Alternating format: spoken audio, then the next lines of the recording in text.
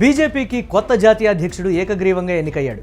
బీహార్కు చెందిన నితిన్ నబీ సిన్హా కాషాయ దళపతిగా బాధ్యతలు స్వీకరించబోతున్నాడు. అయితే ఈ ఎన్నికల వేళ ఒక ఆసక్తికరమైన అంశం చర్చనీయాంశంగా మారింది. అసలు బీజేపీ అధ్యక్షుడి ఎన్నిక ఎలా జరుగుతుంది, ఎవరెవరు కలిసి ఎలా ఎన్నుకుంటారనే చర్చ నెటిజన్లలో మొదలైంది.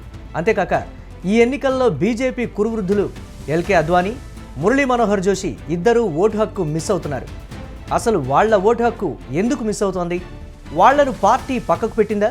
పార్టీ రాజ్యాంగం ఏం చెప్తోందనే చర్చ జోరుగా సాగుతోంది.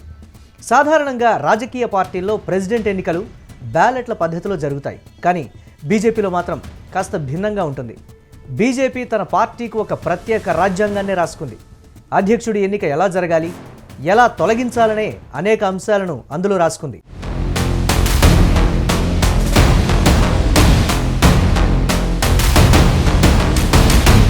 ఇప్పుడు అధ్యక్షుడి ఎన్నిక జరగాలంటే ఆ పార్టీలో ముందుగానే అనేక పరిణామాలు చోటు చేసుకుంటాయి. బీజేపీలో వారసత్వ మార్పిడి మొదటి ప్రాధాన్యత. అధ్యక్షుడిగా పనిచేసిన వ్యక్తి మళ్లీ అధ్యక్షుడిగా ఎన్నికవ్వాలంటే మినిమం 3 ఏళ్ల కాల పరిమితి ఉంటుంది. ఒక వ్యక్తి 3 సంవత్సరాలకు మించి పదవిలో ఉండే అవకాశం లేదు. అసాధారణ పరిస్థితుల్లో మాత్రమే ఆ పదవీ కాలాన్ని కొన్ని రోజులకు పొడిగించబడుతుంది. తర్వాత మళ్లీ ఎన్నికలు జరుగుతాయి. ప్రపంచంలోనే అతిపెద్ద రాజకీయ పార్టీల్లో ఒకటిగా బీజేపీ నిలిచిందంటే దానికి ఆ పార్టీలో అంతర్గత ప్రజాస్వామ్య వ్యవస్థే ప్రధాన కారణం. పార్టీ అధ్యక్షుడి ఎంపిక అనేది కేవలం కొంతమంది నాయకుల్లో, పై స్థాయి నాయకుల్లో తీసుకునే నిర్ణయం కాదు. అది గ్రామ స్థాయి నుంచి మొదలయ్యే ఒక సుదీర్ఘ ప్రక్రియ. బీజేపీ రాజ్యాంగం ప్రకారం పార్టీ నిర్మాణం ఒక పిరమిడ్ లాంటిది. అందుకే మొదట బూత్ స్థాయి నుంచి నేషనల్ కౌన్సిల్ వరకు ఎన్నికలు జరుగుతాయి. బూత్ కమిటీల ఎన్నిక తర్వాత వాళ్ళు మండల ప్రతినిధులను ఎన్నుకుంటారు. మండల నాయకులు జిల్లా అధ్యక్షులను ఎన్నుకుంటారు. జిల్లా స్థాయి ఎన్నికలు ముగిసిన తర్వాత రాష్ట్ర కౌన్సిల్ సభ్యుల ఎన్నిక జరుగుతుంది. రాష్ట్ర కౌన్సిల్ సభ్యులే జాతీయ కౌన్సిల్కు ప్రతినిధులను పంపుతారు.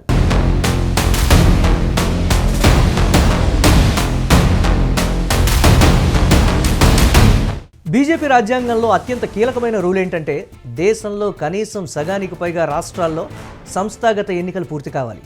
అప్పుడు మాత్రమే జాతీయ అధ్యక్షుడిని ఎన్నుకునే ఛాన్స్ ఉంటుంది. ఒకవేళ ఈ కోటా పూర్తి కాకపోతే జాతీయ అధ్యక్షుడి ఎన్నిక నిర్వహించడం నిబంధనలకు విరుద్ధం. ప్రస్తుతం ఢిల్లీ, కర్ణాటక, హర్యానా, త్రిపుర రాష్ట్రాల్లో మాత్రమే సంస్థాగత ఎన్నికలు పూర్తి కాలేదు. మిగిలిన అన్ని రాష్ట్రాల్లో ఎన్నికలు దాదాపుగా పూర్తయ్యాయి. అయితే అధ్యక్ష ఎన్నికలకు బీజేపీ కురువృద్ధులు ఎల్కే అద్వానీ, మురళీ మనోహర్ జోషి దూరంగా ఉన్నారు. వారు ఓటు వేయలేదు. బీజేపీకి దిక్సూచిగా నిలిచిన సీనియర్లు లేకుండా అధ్యక్షుడి ఎన్నిక ఏంటని అనుకుంటున్నారా? అయితే ఇక్కడే ఒక ట్విస్ట్ ఉంది.